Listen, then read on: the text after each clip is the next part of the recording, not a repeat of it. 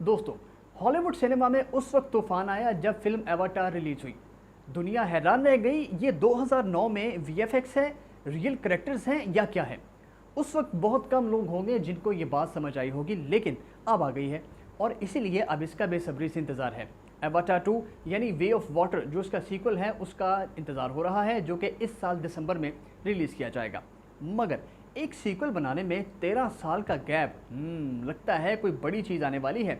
मगर director James Cameron ने Avatar 2 बनाने में इतना टाइम क्यों लिया? क्या कोई बड़ा धमाका करने वाले हैं, या यूं कह लीजिए कि इसके और पार्ट्स भी तैयारी के मराहल में हैं? ये भी एक सवाल है। और क्या सुपर हीरोज़ मूवीज़ की भरमार में एवाटार 2 रिलीज़ करने का ये टाइम ठीक है, या फिर जेम्स कैमरोन को इस पर पछताना पड़ेगा? आइए आज इसी पर बात करते हैं। आप देख रहे हैं एंटरटेनमेंट का स्टार हाफ स्टार और मैं हूं याहिया खलीकुज़्ज़मान।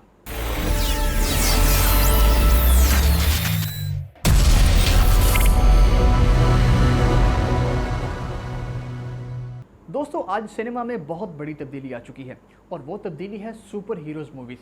उनकी बढ़ती हुई तादाद, उनका एक्शन, जिस तरह से मार्वल ने इन फिल्मों को लॉन्च किया है, हम उनको क्रेडिट देना चाहेंगे, क्योंकि उनकी वजह से जो फिल्म के जो बजट्स हैं और उनकी जो सिनेमाटोग्राफी है वो बहुत ज़्यादा तब्दील हुई है।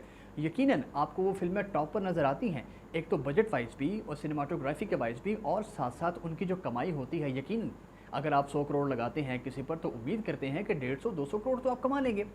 लेकिन आज हम बात करने वाले हैं अवतार की। तो आप सोच रहे होंगे कि मैंने ये सुपर हीरोज़ मूवीज़ का तड़का बीच में क्यों लगाया। ये बहुत ज़रूरी है, क्योंकि जब तक आप किसी चीज़ का मवाजना नहीं ना करते तब तक पिक्चर क्लियर नहीं होती, तो इसलिए हमने इसका जिक्र किया है। दोस्तों, जब अवतार 1 रिलीज़ हुई तो उस वक्त सुपर हीरोज़ मार्वल की जो सीरीज़ हैं उसकी सिर्फ 2 फिल्में थी, एक हल्क और एक आयरन मैन। अब सोचिए कि तो मार्वल वाले हैं वो हर साल 3 से 4 फिल्में रिलीज़ कर रहे हैं, और जब तक एवाटार 2 आएगी यानी इस साल दिसंबर में, तो एमसीयू जो मार्वल का सिनेमैटिक का जो यूनिट है वो जनाब 30 फिल्में रिलीज़ कर चुका होगा। 30 फिल्में, ये पागलपन नहीं है। ऐसा नहीं है कि इनमें बेशतर फिल्म्स को कामयाबी नहीं मिली, बहुतों को कामयाबी मिली है। जून 2022 में मार्वल स्टूडियोज़ की मुख्तलिफ फिल्म ने बॉक्स ऑफिस पर 27 अरब डॉलर्स कमाए हैं। जी हाँ, अब आते हैं मुद्दे पर कि जिस रफ्तार से मार्वल वाले फिल्म्स बना रहे हैं, हमारे ख्याल में वो नुकसानदेह है, क्योंकि इन फिल्म्स का बजट तो बहुत बड़ा होता है, लेकिन एक चीज़ नुकसानदेह है कि उनकी जो डेवलपमेंट है, फिल्म्स की जो स्क्रिप्ट की डेवलपमेंट है, उस पर टाइम खर्च नहीं हो रहा। मार्वल वालों का एक मकसद है कि फ़िल्म बस जल्दी से जल्दी मार्केट में रिलीज़ की जाए और पैसे कमाए जाए। अगर कोई फिल्म बड़ा छक्का लगा दे तो बल्ले बल्ले, वरना मुनाफा तो फिर हो ही जाता है किसी भी तरीके से। लेकिन इसमें बहुत सारी चीज़ों को कॉम्प्रोमाइज़ करना पड़ जाता है, जो कि बहुत बुरा होता है। दोस्तों, अब अगर अवतार का दूसरा सीक्वल, उसका जो पार्ट है वो 13 साल के बाद आ रहा है, तो यकीनन उसकी टीम इस काबिल हो गई है कि इन सुपर हीरोज़ फिल्म से हटकर कुछ नया किया जाए और अब एक बेहतरीन फिल्म मार्केट में रिलीज़ की जाए। लेकिन एवाटार 2 में ऐसा क्या ख़ास है, ये आपको बताते हैं। देखिए, पहली अवतार फिल्म में इसकी जो कहानी थी उस पर लोगों को बहुत शिकायत थी, लेकिन पार्ट 2 की स्टोरी के लिए जेम्स कैमरोन ने पूरा 1 साल लिया और 1500 पेजेस के नोट्स बनाए, जिसमें पेंडोरा और उसके मुस्तकबिल के हर एंगल की तफसील बताई गई।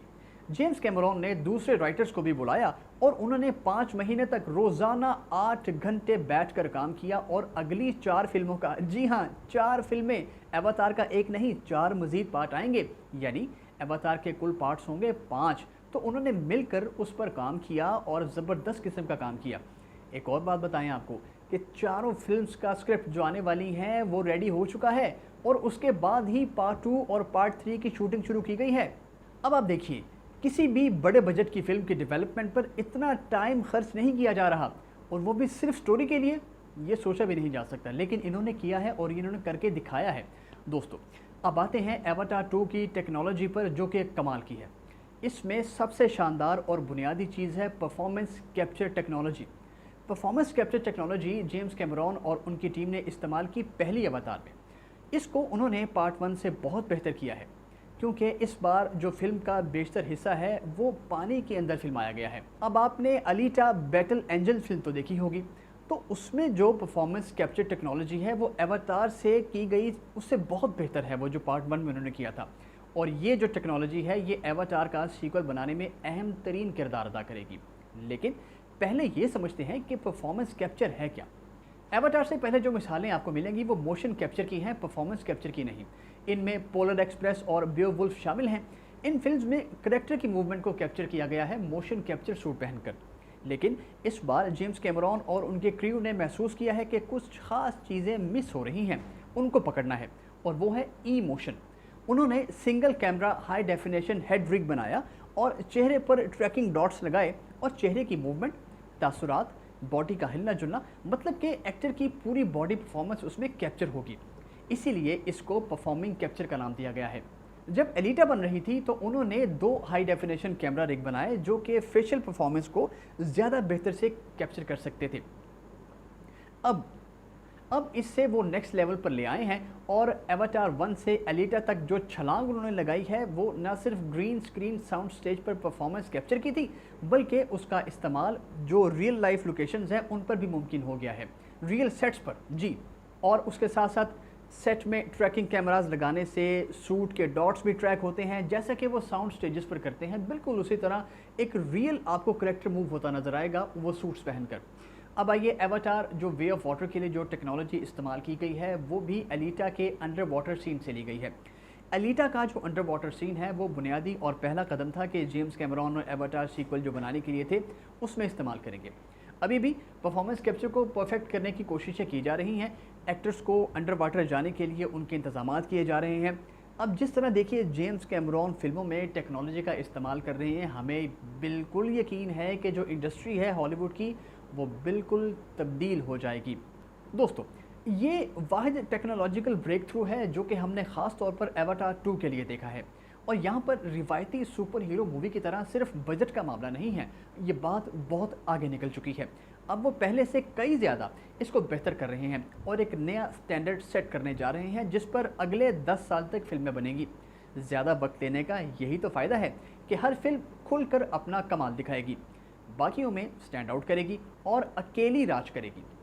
एवाटार 2 के ये सीक्वल जो होगा ये एक एपिक फैमिली सागा होगा। जितने भी पार्ट्स आएंगे इसके 4 जो 5 पार्ट आने हैं मुकम्मल होकर, लेकिन इनकी अलग अलग भी एक वैल्यू होगी। हर पार्ट की एक अलग अलग स्टोरी भी साथ चलेगी और हम ये उम्मीद करते हैं कि हॉलीवुड इन बड़ी फिल्मों को डेवलप करने में मुनासिब वक्त भी देगा ताकि मज़ीद फिल्में बेहतर से बेहतर आए ना।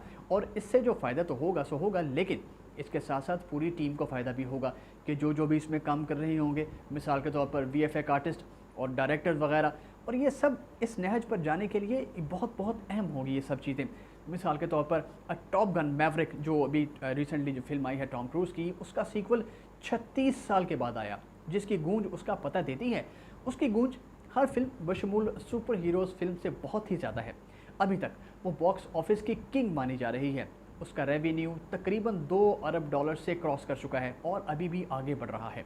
और ये अभी तक की इस साल की सबसे पहली फिल्म है जिसने बॉक्स ऑफिस पर $1 अरब क्रॉस किया है।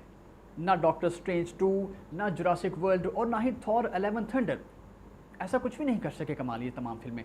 टॉम क्रूज़ की टॉप गन वो फिल्म है जिसने पूरा टाइम लिया और अपने एक्शन सीन शूट करने में देखने वालों को कुछ यूनिक और नया दिया है। असली F-18 दिखाए गए हैं इसमें। फिल्म देखिएगा, बड़ा मज़ा आएगा आपको। तो अगर साल के आखिर में एवाटार 2 भी उसी हाइट को पहुंच जाती है तो ये बात वाज़ेह हो जाएगी कि बड़ी फिल्मों को बड़े पैसे की नहीं, ज़्यादा वक्त की ज़रूरत है। तो दोस्तों, अब पता चला आपको कि फ़िल्म के डेवलपमेंट में पूरा टाइम ना देने और जल्दी करने के चक्कर में हम उसकी स्टोरी लाइन के साथ क्या क्या कर देते हैं और क्या क्या मसाइल सामने आते हैं। अब जैसा कि आप देखिए कि मार्वल स्टूडियोज़ तो चाहता है कि फ़िल्मों को जल्द से जल्द मार्केट में लाया जाए और जितना जल्दी हो सके उससे मुनाफा कमाया जाए। और अगर कोई फिल्म कामयाब हो जाए तो बल्ले बल्ले, यानी जैसे तैसे बस फिल्म रिलीज़ कर दी जाए।